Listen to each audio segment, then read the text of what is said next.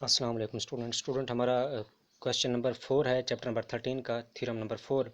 From a point outside a line, यानी कोई point है जो किसी लाइन से बाहर पड़ा हुआ है। तो हमारे पास एक लाइन है, लाइन ए बी, ये सारी लाइन। इस लाइन से बाहर कहीं पे पॉइंट पड़ा हुआ है। लेट्स सपोज कि वो पॉइंट क्या है, सी है।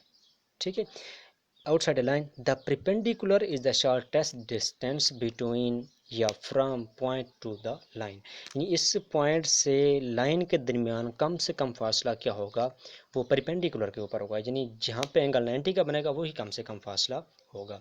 तो अब पॉइंट यानी कि लाइन कर रहा है कहाँ पे, सी पॉइंट है ए बी के कहीं पे पड़ा हुआ है, ऊपर नीचे कहीं पे भी हो सकता है। तो हमने ये प्रूव करना है कि ये जो सी डी है, चूँकि ये परपेंडिकुलर ले रहे हैं हम लोग, सी डी यहाँ पे 90 के एंगल ले रहे हैं, तो सी डी जो है वो कम से कम फासला होगा। यानी कि अब इसके अलावा हम कंस्ट्रक्शन में क्या करते हैं, पॉइंट ले लेते हैं, पॉइंट ई। इस डी के अलावा कहीं पे भी पॉइंट हो सकता है, यानी अब हमने क्या पॉइंट ले लिया, सी ई पॉइंट ले लिया। अब ई को सी के साथ मिला देते हैं, ये समझ आ गया। अब हमारे पास ट्रायंगल बन रही है, ट्रायंगल सी डी ई या डी सी ई, कोई भी नाम दे सकते हैं इसको। अब इसमें ये जो एंगल होगा, ये वाला angle, angle C D B, इस एंगल से बड़ा होगा। क्यों? अब ये एक्सटीरियर एंगल है, तो exterior angle non adjacent interior angle से क्या होता है, बड़ा होता है। तो ये जो यहाँ पे एंगल ई पे एंगल बनेगा, यानी एंगल सी ई डी वो छोटा होगा सी डी बी से, यानी इस एंगल से ये एंगल क्या होगा, छोटा होगा। अब ये एंगल और ये एंगल दोनों आपस में क्या है, इक्वल हैं, क्योंकि दोनों 90-90 के हैं, दोनों आपस में क्या होंगे, इक्वल होंगे।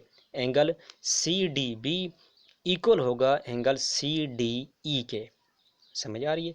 यानी ये एंगल इस एंगल से बड़ा है और इस एंगल, ये दोनों आपस में क्या है, इक्वल है। तो फिर ये जो एंगल है, एंगल सी डी ई, ये इस एंगल ई से बड़ा होगा, यानी ये एंगल डी वाला एंगल ई वाला एंगल से क्या होगा, बड़ा होगा। तो हमने ये प्रूव कर लिया है कि angle C D E is greater than angle C E D. तो जो एंगल बड़ा है उसके अपोजिट साइड भी क्या होगी, बड़ी होगी। ये एंगल बड़ा है, इसके अपोजिट साइड कौन सी बनेगी फिर, सी ई। तो सी ई ग्रेटर होगी किससे, एंगल ई के अपोजिट साइड कौन सी है, सी डी। तो C E greater than C D, या C D is less than C E, C D is less than C E, यानी ई पॉइंट से सी तक का फासला ज़्यादा है बनिस्बत डी से सी तक के फासले से। मतलब कि डी पॉइंट जो है वो करीब करीब है सी के एज़ कंपेयर टू पॉइंट ई। अब ई पॉइंट हमने कहीं पे भी ले सकते हैं ना, क्योंकि ये रैंडमली कहीं पे पॉइंट हो सकता है। तो जहाँ कहीं भी लें पॉइंट ई, कम से कम फासला क्या होगा, वो सी और डी के दरमियान ही होगा। यानी पॉइंट सी ई यहाँ पे भी हो सकता है, कहीं पे हो सकता है, कम से कम फासला क्या होगा, सी और डी के दरमियान होगा, जो कि परपेंडिकुलर है, और यही हमने प्रूव करना था। Thank you.